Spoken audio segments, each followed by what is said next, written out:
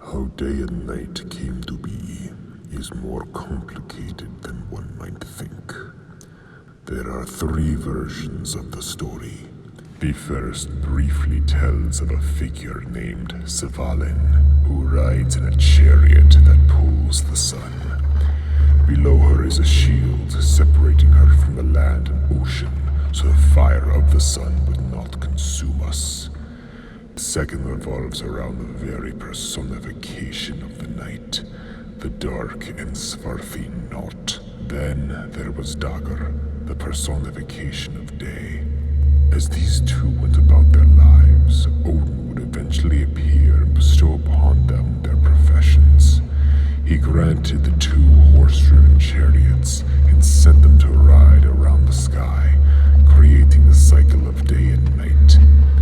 The horse, Hrimfaxi, drew the chariot which brings the night, while Skinfaxi drew the chariot which brings the day. Both of these gods are colorful in their own right. Not, for instance, is the daughter of the enigmatic Narfi. The night goddess would then have three marriages. The first was with Naglfari, and they would produce one son, Odr. The second would be Anar, the god of prosperity. This would produce the ever-present mother of earth, Jord, who also happened to be a Jotun. She would go on to have a night of passion with Odin, which would create the almighty Aesir, Thor. The third and final husband was with Dellinger, and supposedly these would bring none other than Dagr into the world. However, this final union should not be taken as fact, as there are multiple accounts of Dagr's family. Some say he's the son of Not, in others he's said to be the son of Jord, though the consistent is that Dellinger is the father.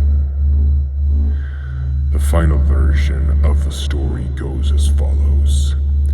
The sun originated as a spark in Muspelheim, and was then pulled through the sky via a chariot, but the chariot had no driver. Meanwhile, an unknown entity known as Mundilfari had two children. Both were remarkably beautiful, so their father named them after the celestial bodies. The daughter was named Sol after the sun, and her brother was named Mani after the moon. The two grew up, and after Sol married a man named Gelmir, the gods appeared angered by how Mundilfari named the children after the sun and moon, and so abducted them to ride the chariots which pulled them. Sol, of course, pulled the sun, and Mani pulled the moon. Then the Aesir brought on two more children, Hujuki and Bil, to follow Mani around as he rode his chariot, creating the waxing and waning of the moon.